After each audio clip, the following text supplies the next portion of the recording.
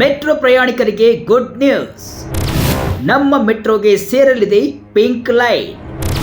ಯಾವಾಗ ಸಂಚಾರ, ಎಷ್ಟು ಕಿಲೋಮೀಟರ್, ಎಲ್ಲಿಂದ ಎಲ್ಲಿಗೆ?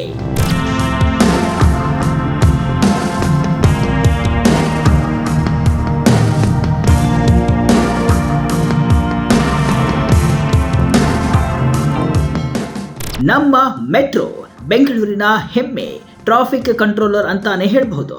ನಗರದ ಲಕ್ಷಾಂತರ ಮಂದಿ ನಮ್ಮ ಮೆಟ್ರೋವನ್ನ ನೆಚ್ಚಿಕೊಂಡಿದ್ದಾರೆ.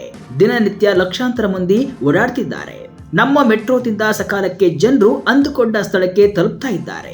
ಯಾಕಪ್ಪ ಮೆಟ್ರೋ ಬಗ್ಗೆ ಈಗ ಮಾತನಾಡ್ತಿದ್ದೇನೆ ಅಂದುಕೊಂಡ್ರ? ಅದಕ್ಕೂ ಒಂದು ಸಿಹಿ ಸುದ್ದಿ ಇದೆ. ಸದ್ಯ ನಮ್ಮ ಮೆಟ್ರೋ 2 ಮಾರ್ಗದಲ್ಲಿ ಸಂಚಾರವನ್ನ ಮಾಡ್ತಾ ಇದೆ. ಒಂದು ಹಸಿರು ಮಾರ್ಗ, ಇನ್ನೊಂದು ನೇರಳೆ ಮಾರ್ಗ. ಈಗ ಗುಲಾಬಿ ಮಾರ್ಗ ಅಂದ್ರೆ ಪಿಂಕ್ ಮಾರ್ಗ ಕೂಡ ಆರಂಭವಾಗಲಿದೆ. BMRCL 3rd ರೈಲು ಪರೀಕ್ಷೆಯನ್ನ ನಡೆಸ್ತಾ ಇದೆ. ಹಾಗಾದ್ರೆ ಎಲ್ಲಿಂದ ಎಲ್ಲಿಯವರೆಗೆ ಗುಲಾಬಿ ಮಾರ್ಗ ಆರಂಭವಾಗಲಿದೆ? ಯಾವ ಏರಿಯಾದ ಜನರಿಗೆ ಅನುಕೂಲವಾಗಲಿದೆ? ಎಷ್ಟು ಕಿಲೋಮೀಟರ್, ಎಲ್ಲಿಂದ ಎಲ್ಲಿಯವರೆಗೆ ನೋಡ್ಕೊಂಡು ಬರೋಣ ಬನ್ನಿ.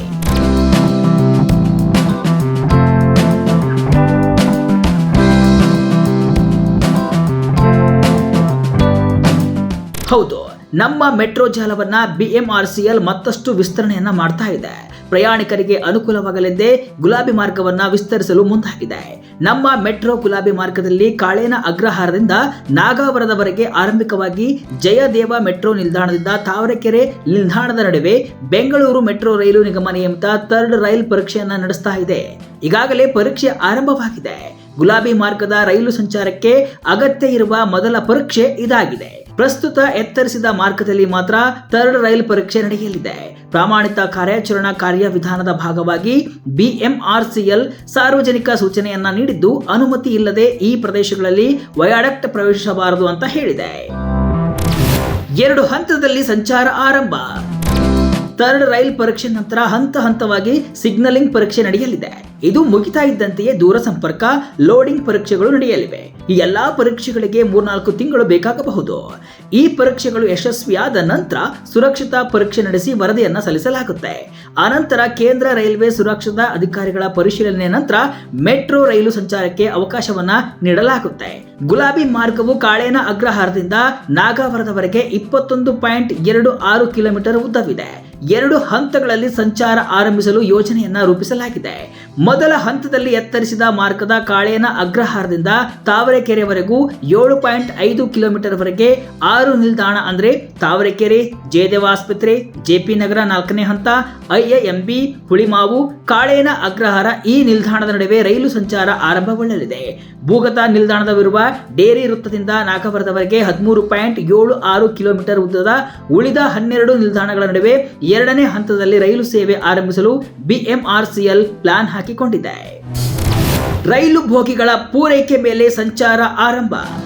ಸದ್ಯ ಗುಲಾಬಿ ಮಾರ್ಗದ ಎತ್ತರಿಸಿದ ಮಾರ್ಗದಲ್ಲಿ ಸಿವಿಲ್ ಕಾಮಗಾರಿ ಮುಕ್ತಾಯವಾಗಿದೆ.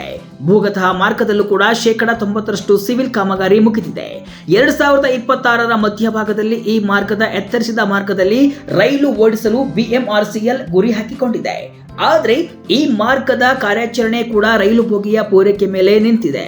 ರೈಲುಗಳ ಕೊರತೆಯಿಂದ ಹಳದಿ ಮಾರ್ಗದ ಕಾರ್ಯಾಚರಣೆ ವಿಳಂಬವಾಗಿದೆ. ಸದ್ಯ ಕಾರ್ಯಾಚರಣೆಯಲ್ಲಿರುವ ನೇರಳೆ ಹಸಿರು ಮಾರ್ಗಕ್ಕೆ ರೈಲುಗಳ ಕೊರತೆ ಇದೆ. BMRCL ಗುಲಾಬಿ ಮಾರ್ಗಕ್ಕೆ ರೈಲು ಪೂರೈಕೆ ಮಾಡುವುದಕ್ಕೆ BEML ಜೊತೆ 138 ಬೋಗಿಗಳ ನಿರ್ಮಾಣ ಒಪ್ಪಂದಕ್ಕೆ ಸಹಿ ಹಾಕಿದೆ. ರೈಲ್ವೆ ಬೋಗಿ ಒದಗಿಸುವುದರ ಜೊತೆಗೆ ಮುಂದಿನ 15 ವರ್ಷ ನಿರ್ವಹಣಾ ಸೇವೆ ಕೂಡ ಕೊಡಬೇಕಿದೆ.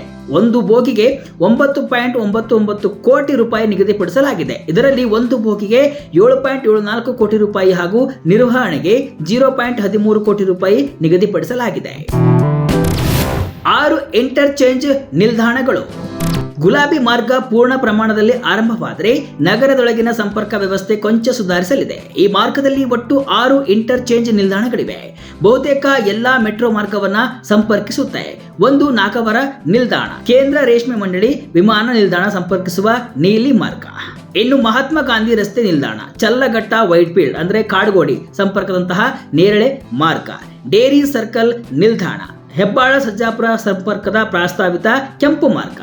ಇನ್ನು ಜಯದೇವ ನಿಲ್ದಾಣ, RV ರಸ್ತೆ ಬೊಮ್ಮಸಂದ್ರ ಸಂಪರ್ಕಿಸುವ ಹಳದಿ ಮಾರ್ಗ, JP ನಗರ 4ನೇ ಹಂತ, JP ನಗರ 4ನೇ ಹಂತ ಕೆಂಪಾಪುರ ಸಂಪರ್ಕದ ಕಿತ್ತಳೆ ಮಾರ್ಗದಲ್ಲಿ ಆರಂಭವಾಗಲಿದೆ.